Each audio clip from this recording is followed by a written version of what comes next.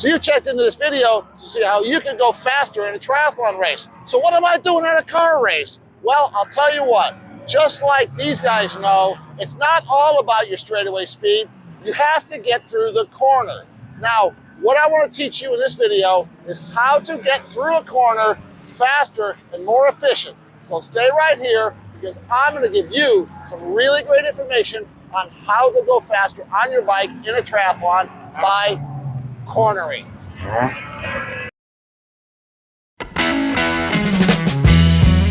Most triathletes, unlike those race car drivers, don't understand that cornering their bike, getting through a corner correctly, is an extremely valuable skill and one that pro triathletes practice on a constant and consistent basis. If you can't get through a corner fast, you can't have a fast bike split. Today we're going to go over several points that are going to help you become a better cyclist.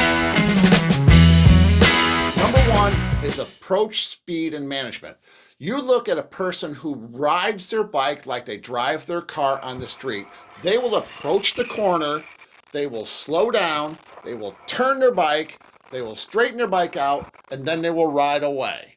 That is a very, very inefficient way to get through a corner. As a general rule, you want to have all of your slowing down done and downshifting into the gear that you want to come out of the corner in before you actually get to the corner. This is going to help you be able to carry more speed through the corner and use less energy off the corner. So, point number one, make sure you slow down and have your gear selection done before the corner. Now, I do suggest that you take and go out and drive the bike course of your triathlon and see each corner, how it's designed, and how you are going to be able to get through it with the fastest and most fluid method possible.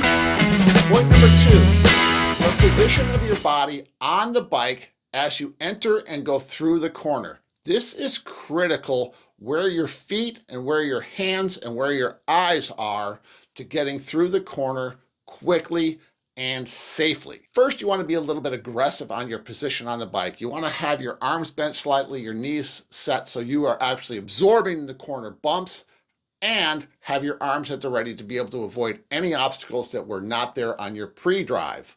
Now, when you're coming into the corner, you're done with your braking, you've got your gear set, you want to take your outside foot. If you're making a right-hand turn, you want to take your outside left foot and you want to extend your legs down and push on that left side pedal. This is going to plant your back tire and make it secure on the road. Now you are going to take your right arm and you're going to push slightly on your right handlebar. This is going to take your body and automatically adjust it into the position that you need to be in to get through the corner. Now take and turn in the corner? No. At this point, you're going to pick the apex of the corner, which we will talk about in a few minutes, and you are going to look through the apex. Your head is going to turn and look where you want to go. If you look where you want to go, your outside foot is planted, your inside arm is planted, your bike is going to follow your head. You're not going to be thinking about going through the corner. You're going to be naturally taking the corner through the entry, the apex, and the exit of the corner. This does take practice. So don't expect to go through the corner like Tadej Pogačar on your first try. Point number three is line selection. Knowing how to get through the corner. A corner has an entry, an apex, and an exit. Our goal with the entry, apex, and exit is to straighten the corner out as much as possible so that you're turning as little as possible and can carry more speed through the corner, thus not having to accelerate as hard coming off the corner to get back up to your straightaway speed. To know how to take the different types of corners, take a look at this chart right here, and it will show you the different types of corners you're going to see on the road and how you would enter, apex, and exit each one of those corners. Go ahead and pause the video right here, and if you're on your phone, take a screenshot. If you're watching on TV, take your phone and take a picture of this chart.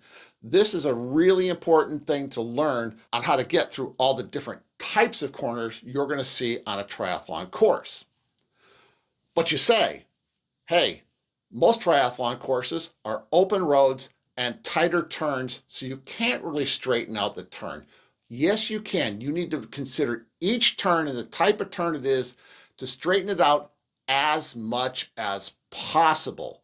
Now, this could mean that you're taking a real tight 90-degree or even tighter turn, but you still have to consider your speed through that turn, whether you're arcing from one side of the road to the other or from one side of the bike lane to the exit on the other side of the bike. Number 4, vision and focus. You have to focus. You have to be in the moment on each one of the corners. This is not an area where you're going to coast in nice and easy, taking a break, turn the corner, slowly kind of ride away. You want to be focused on the corner and not the obstacles that you're going to see in your way. Remember, your bike is going to follow your gaze. Where you look is where you're going to go. This is so true. And if you use this method, you're going to go through corners faster than thinking, enter the corner, turn the corner, ride away from the corner without looking at where you're going as you're going through the corner. This is a critical point of making your bike go through corners faster. Point number 5 is bike weight distribution. This is something we talked about a little bit earlier, and I want to emphasize again, not only will your bike go where you're looking, but if you have the pressures right on the right points of your bike, you're going to go through that turn much faster. Plus your equipment is going to make a difference also. Don't go out and buy the cheapest tire that you can find that fits on your bike because you can buy a $19.95 tire versus that $50 or $60 tire, $70 tire, $80 tire that's out there. There's a reason why they cost that much. They are designed for performance. You are in the performance business. I don't care if you are a pro or if you are a back of the packer, you need to use the best possible tire tube combination that you can use to stick your tire to the road. You want to use the largest size tire that your rim bike combination can use, whether it's a 25, 26, 30, 32 millimeter tire. You need to use the biggest tire that you can get on that bike, and use the Silka tire pressure chart to figure out your starting point on your tires, link in the description below. I use Continental 5000 tires. There's a link also for those in the description below. These are great tires, long lasting. Puncture resistance is actually better than those gator skin tires that you might want to try to run if you have the proper tire pressures and a larger size tire on your bike. Let's go back to weight distribution. Remember we talked about pushing down on your outside leg on the pedal, your inside arm on the handle, and look through the corner. But what about those people who ride through the corners? You see them pedaling through the corners. This is a skill that takes practice. Go out there first and get through the corner as quick as you can using the push down method, and watch where you're going. You can slowly, gradually teach yourself how to pedal through the corners, which is really going to make the biggest difference of it all. Point number 6, how do you bring this all together? How do you figure out how to do it right? Well, that takes practice and drills. Incorporate corner training and drills to help build muscle memory to get you through the corners faster. Check your tire pressures, adjust your tire pressures up, down, whatever makes your bike feel better going through the corners. Set up some cones in a configuration like our chart earlier to help you get through different types of corners. With practice, you will become a much better bike handler, and you'll save energy by getting through those corners faster and not having to push as hard to get back up to your straightaway speed. And with that, you'll be able to run better off the bike, and you'll become a much more formidable triathlete, whether you're a pro or a back of the packer who's now, with this handling skills, has moved up to a mid-packer. I guarantee that if you take and follow all of these instructions that I've given you on this video, you will become a much better athlete.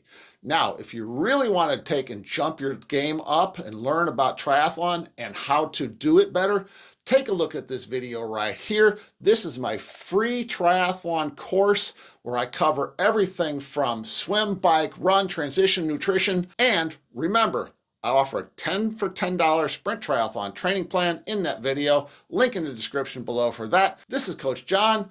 Get out there and practice your handling. Boom. I'm out.